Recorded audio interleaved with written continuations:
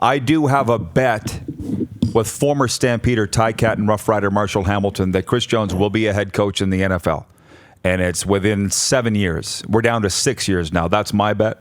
But I'll ask you, Nick, you know Jones. You were on the Calgary staff with him, or you played there when he was on the staff. Do you think he's in the NFL to stay, like I do? Yeah, pretty much. You know, when you work as hard as he does and you look at all the details, and he has such a great relationship with his players, so you have all those positive things. The players are going to love him. You know, the coaches are going to love him because he works hard. The owner and the GM are going to love him because he does everything that gives you a chance to win.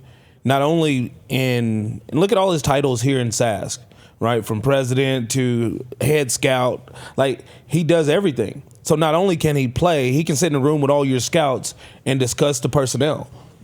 So he has the ability to do everything across the board, and that's a huge advantage that a lot of guys can't do. What do you think, Abu? Oh, there's no way he's coming back. You know, he's just too good of a talent. You know, you only get one shot. And like you said, when you put the work in, you're going to get noticed. There's no doubt in my mind he's been noticed. For sure. And by the way, here's a mind bender for you. I will put myself in this. We've criticized Jones for not being able to find a quarterback. Well, he did secure a Grey Cup winning quarterback in Zach Caleros. He just happened to win it a year too late.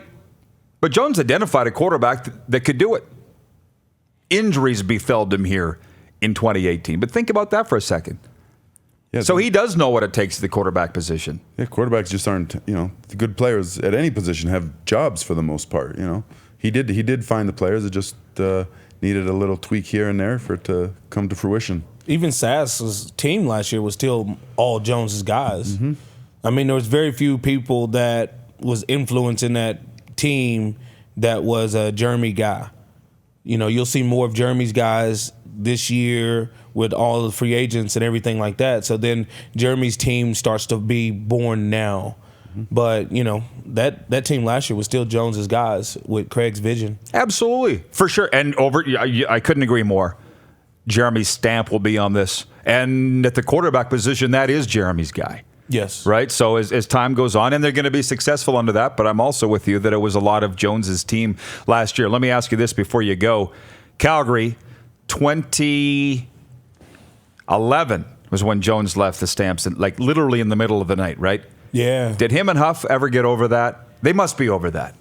I don't know. It was pretty rough at the talked to time. Huff about it. I mean, I heard the stories, and you know, Huff walking in and Jones clearing out his office, and then it was it was one of those things where it was dicey, and then Jones not shaking his hand, 3 straight years until he beat him when he was in Edmonton. So I don't know how they've dealt with that.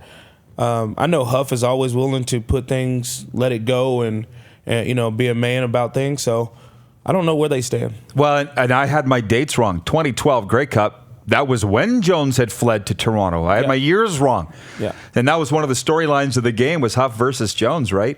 So yeah, I don't know where. Like I said, I don't know where Huff stands on it, and I don't know where Jones stands on it. I'm pretty sure Jones. They respect each other. I know that they have the utmost respect for each other and their abilities. So. Well, there's a lot of similarities. I know them both not as well as you. The difference is this. One guy that I don't want to name, but he's a CFL great, said, if you asked Huffnagel to run a team and he had to break the rules, he couldn't do it. Because Huff's, by the letter. Whereas Jones, you tell him you have to run a team by staying within the rules, can't do it. That's the difference between the two. Hey, Jones is going to push all the laws of being the best you can be. And that's what you want in your head coach, right? And Huff has figured it out. Right. The dude knows it. He just figured it out on how to get it done, and it's so incredible. He did, but within the confines of how, like when the staff limitation came out in salary cap, Huff was already underneath it. His staff was within it, right? He was fine. Yeah. But you look now, there's when it came out last year, you can have 11 coaches. I think every team had more than 11 coaches, and Sass and Montreal had 17, 18 coaches. Now, you look at Edmonton, who has 8 coaches, right? You look at all these teams, Calgary's got 9. Nobody really has 11 coaches because of the cap and the money. So it's taking jobs away from guys that are younger to have the opportunity to grow. It's taking jobs away from just better coaches. You know, I talked to Kevin Glenn last week, and he turned down 2 teams, and that was part of the reason. I mean, there's not a lot of stability in it anymore right now because, one, the cap. There's not enough money to make guys just really come up here to make that little money for what they had to put in. And 2 is the opportunity to stay around. You're right. And just to finish on what I was saying, maybe I didn't say it properly. Huff found the way to dominate within the rules.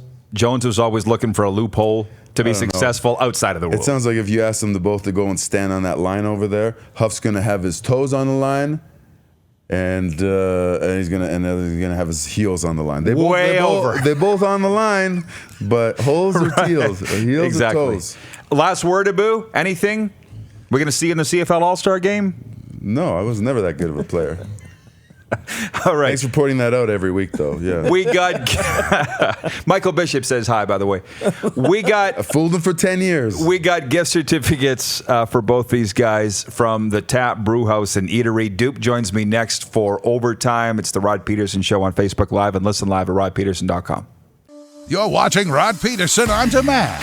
For more of the Rod Pedersen Show, visit rodpedersen.com or follow Rod Pedersen on social media.